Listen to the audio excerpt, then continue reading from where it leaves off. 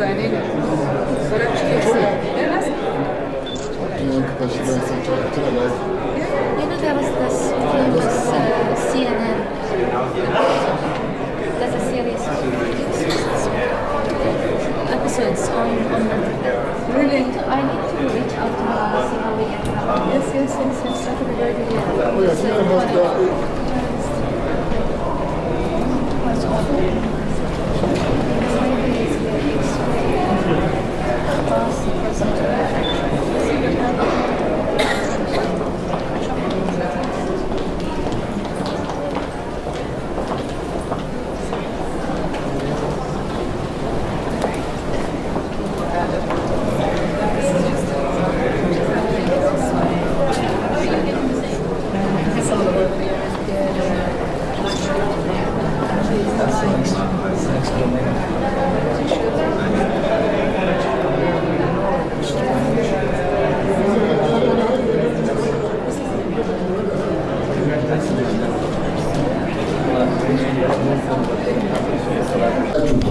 By once again thanking you and also stating that we'll continue to work on this matter with you and all other partners. And I would like to also be part of you to enjoy the exhibition. Thank you very much. Ms. Laura Londen, Deputy Executive Director of UNFPA. ASG, the floor is yours. Thank you and good evening, Excellencies, ladies and gentlemen, colleagues. UNFPA is very pleased to be co-sponsoring this exhibition on mental health in crisis, together with the missions of Qatar and Nigeria and the NEEM Foundation. We appreciate very much the support of the Office of the Secretary General in this regard. Ladies and gentlemen, every minute 20 people are displaced from their homes by conflict, disaster, and persecution. Today, there are more refugees and displaced persons in the world since the Second World War. From Yemen to Syria to South Sudan to Northeast Nigeria, the levels of violence, including sexual violence, are taking a deep and terrible toll.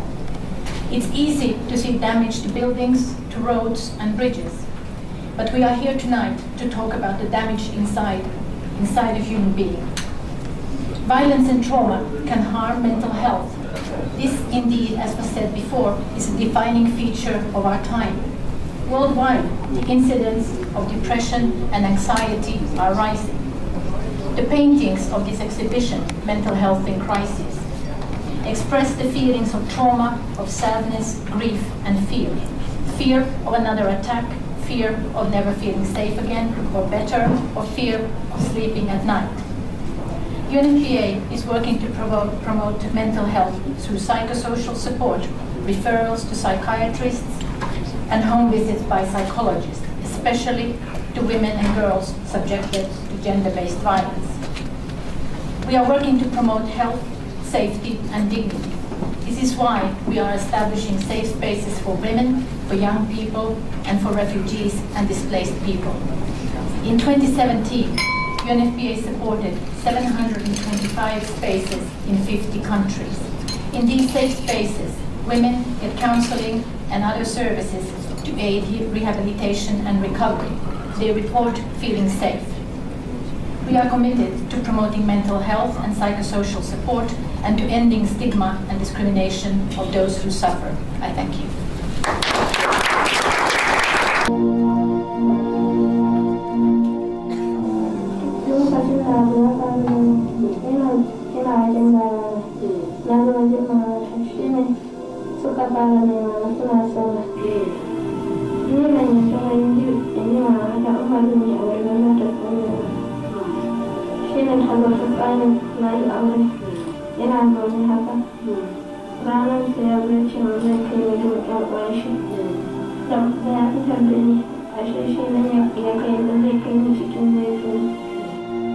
Yadda muka yi dai muka gudu zuwa nan, mu da mutane na sun zo su shiga cikin mitika, mun taka da kafa, wayan sun hau moto da fari, mu kuma da shi mu ba mu da abun hawa, mu bi jeji har muka yi su. Mun tafi da kafa muke ta tafiya, mun kwana a hanya, sai can mun zo ba da kafa, sai mun zauna a can kenan sai sanan mun sake wuce wani kauye su ne gida na kenan sanan mun je mun yi kwanaki a can haka din kuma sun sake shiga sun bi mu zuwa can tashiwa mu kenan sai mun zo nan. Some of the experiences they share with us include their trauma. You know, life in the camp is not easy for them. Leaving your home and all that, you can all imagine. They came in here, even though they were given food, shelter, and other basic needs. You know, I can say all of them are traumatized. We can all imagine what they have been through up to the level they are in the camp. The safe spaces were created or established for the benefit of survivors of gender-based violence. And they use this space for different things. And the women are so happy to be in this, because this is their own territory. They can talk women's issues, they can ask questions, they can, you know, they get education about GBV, how do they prevent GBV. It prepares them for the reintegration when they go back into the community.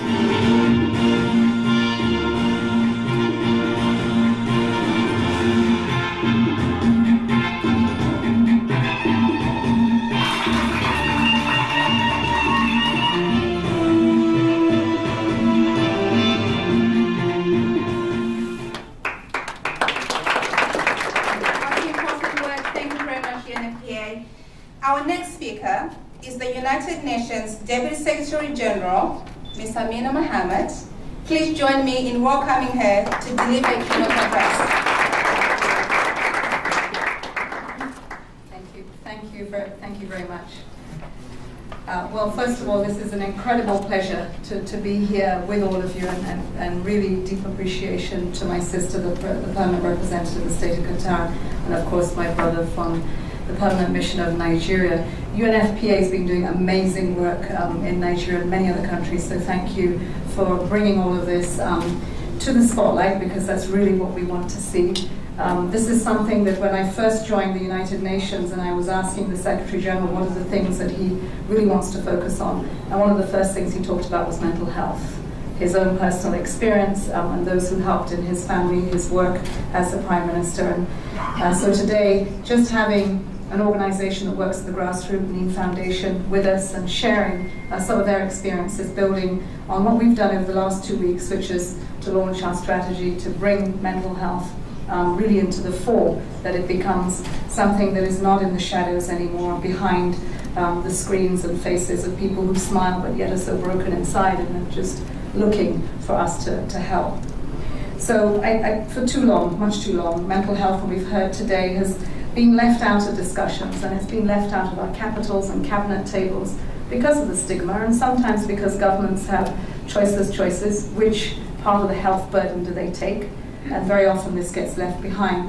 But also in communities, and as the permanent representative said of Nigeria, it is around the world. This is a universal challenge for all of us, and so therefore the framework of the SDGs makes it even more relevant to us now that we have an opportunity to engage.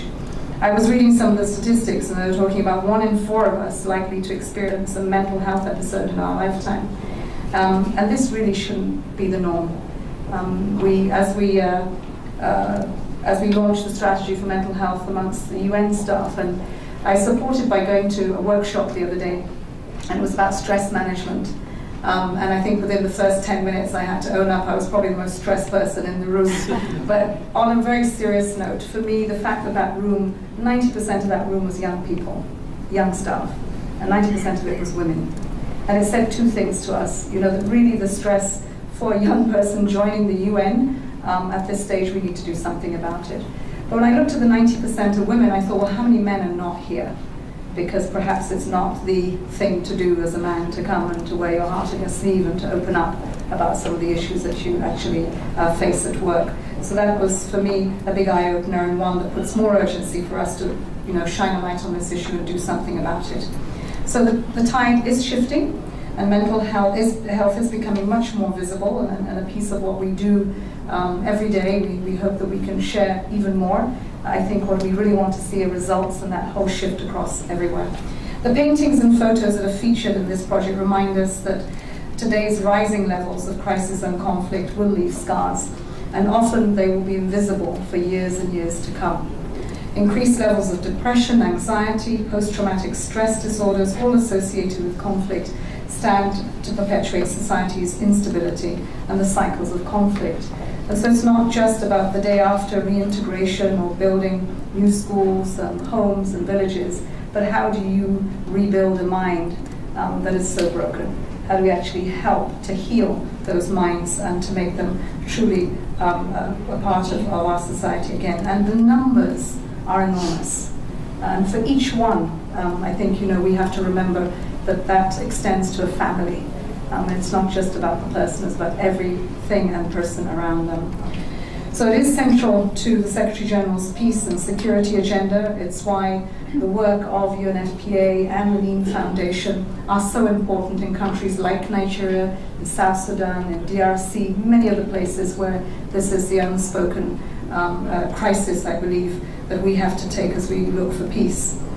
Young people are going to be a crucial piece of the equation, and as they are peace builders, are change makers, we also have to remember they're survivors.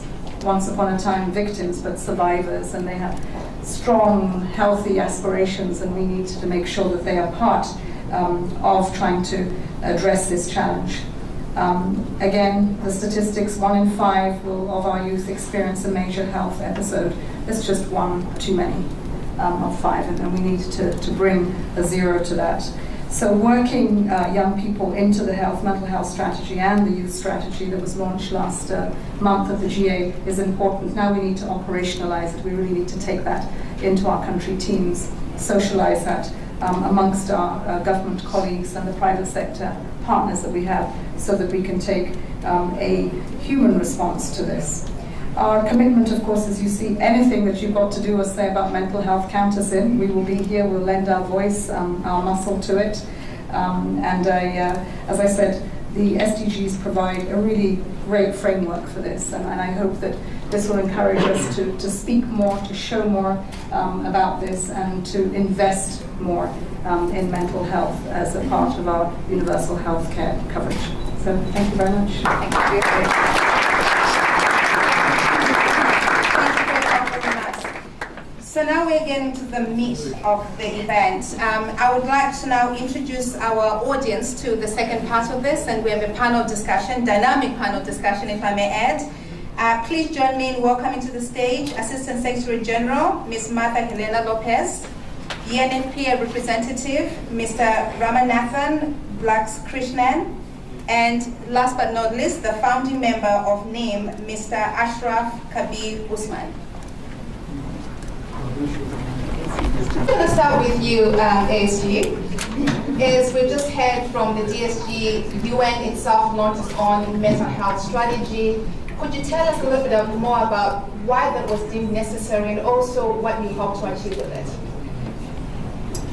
Okay, so good evening to everyone, and I'm delighted to be here in order to support this important initiative, but also an important movement also within the UN Secretariat and the whole UN system. So first of all, the strategy is a UN system strategy.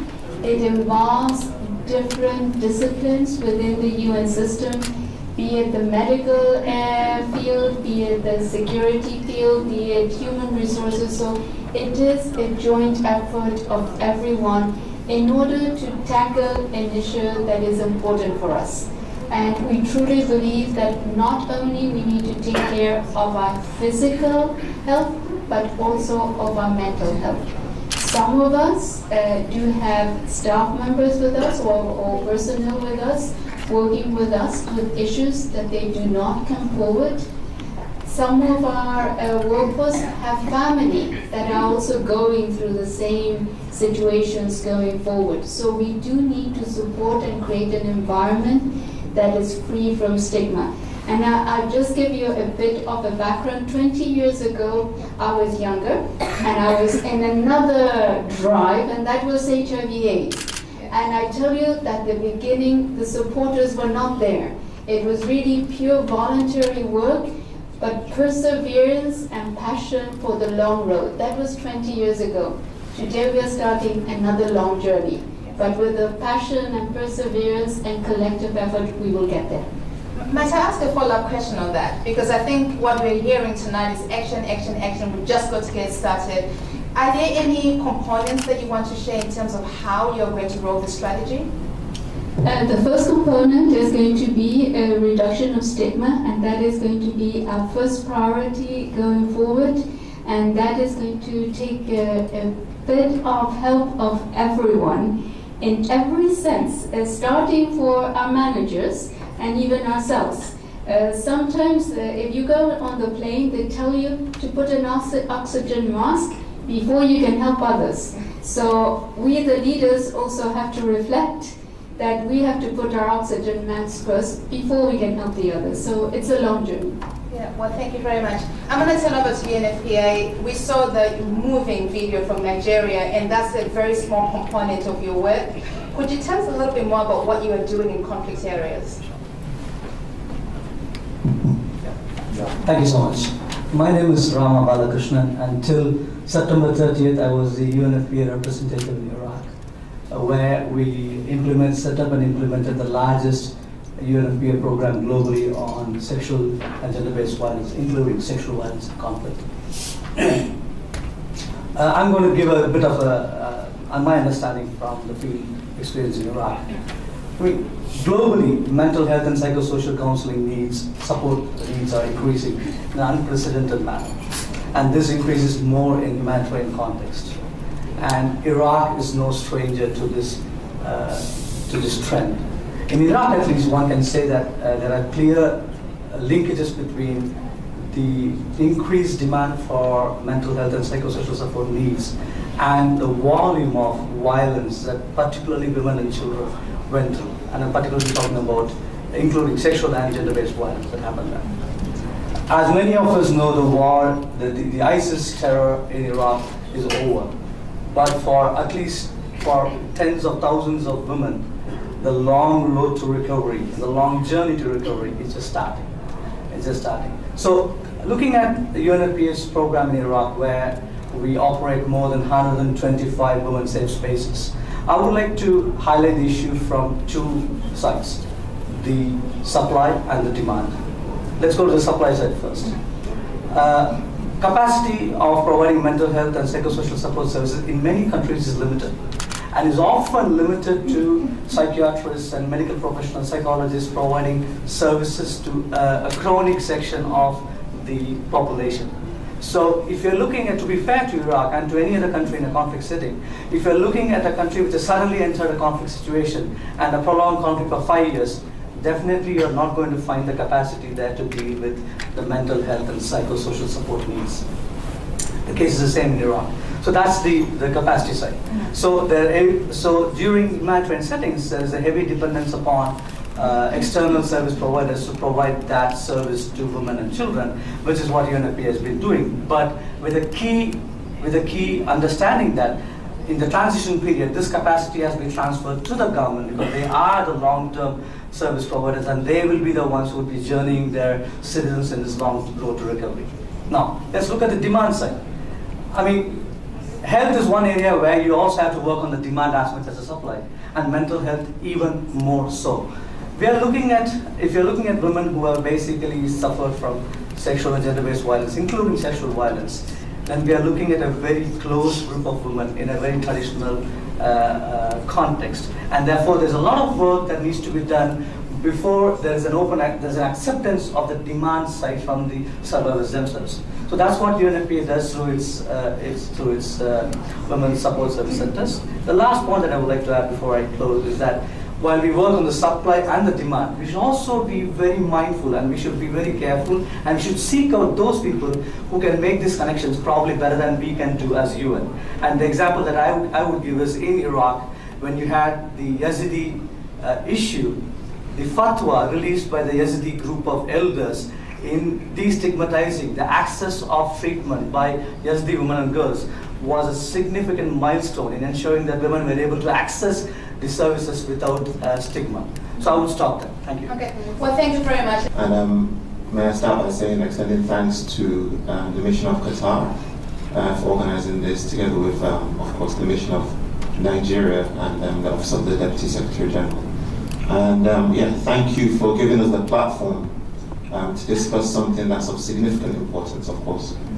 Something that's central to what I do and central to what my foundation does. I work for an organization called NEEM Foundation.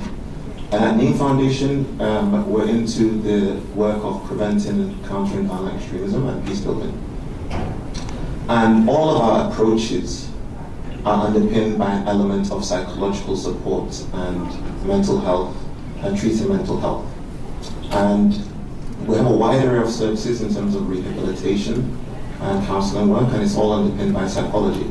And we do this because we believe that wide scale we have an understated value of psychological support when it comes to holistically providing solutions to in conflict resolution.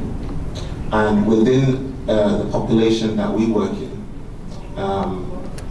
we have an underserved population when it comes to mental health. So for example, I'll just give you one stat. I don't want to reel out too many stats. But as you can imagine, anyone familiar with Nigeria knows we've had tens of thousands of deaths in the last few years. We have millions of displaced people. So you can imagine the amount of post-traumatic stress disorder. You can imagine the amount of severe depression within that population, within the northeast of Nigeria. However, 90% of people suffering from mental health issues don't ever get treated. 90%. And we have roughly 190 million Nigerians. So this is a very, very important topic for us. One of the things us policymakers historically and humanitarians we've been guilty of is assuming two things. We assume that psychological support and mental health when it comes to conflict is transient. We believe that it will pass or time will heal. The second assumption is that it's sufficient. So historically we've assumed this. However, research has shown when you look at the Nazi Holocaust, when you look at the Japanese concentration camps, mental health is not transient in victims. It showed actually that 40, 50 years after the tragedy has occurred, mental health is still amiss in those victims.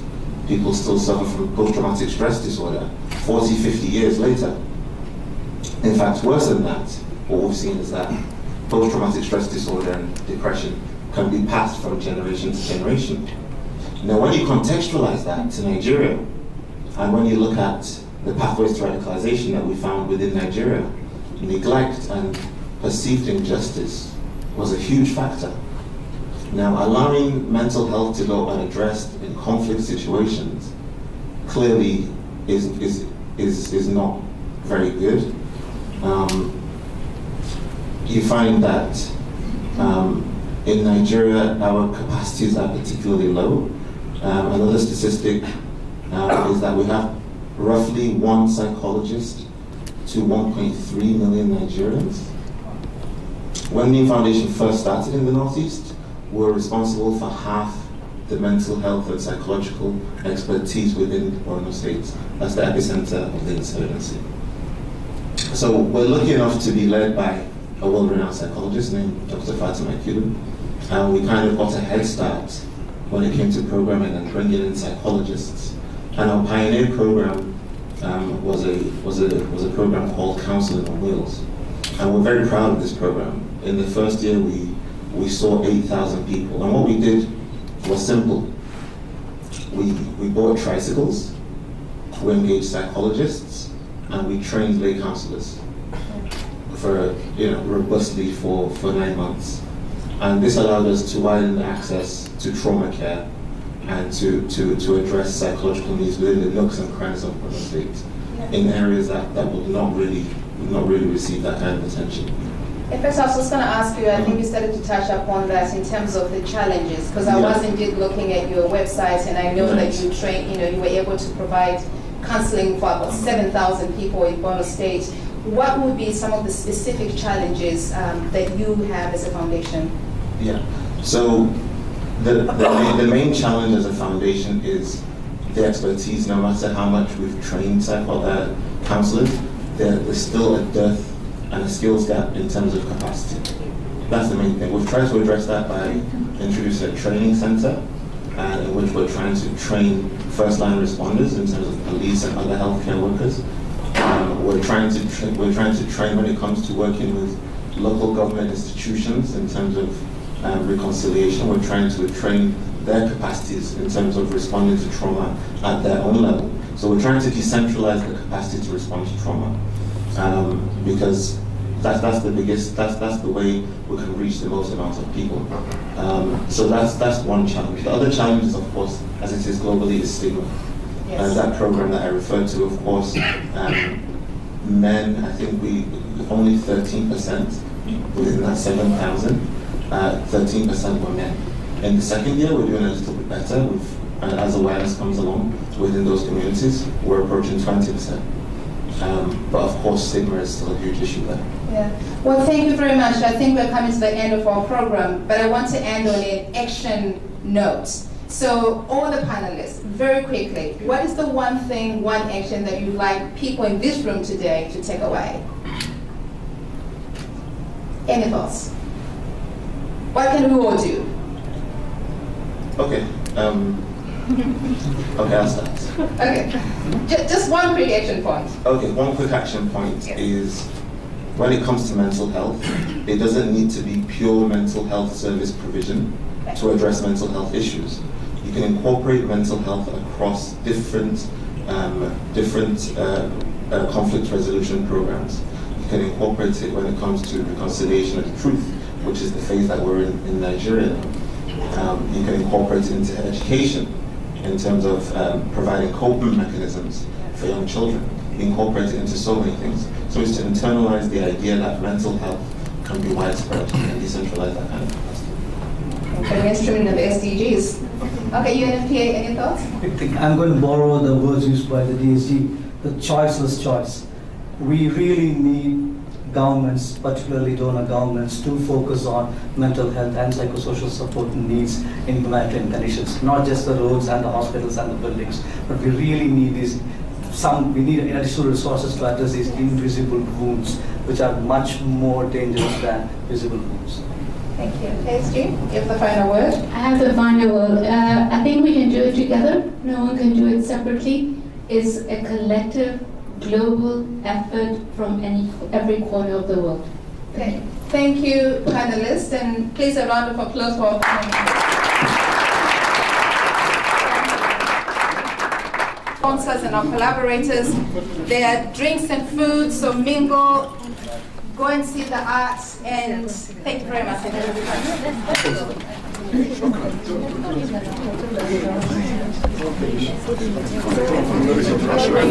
much. Thank you very much.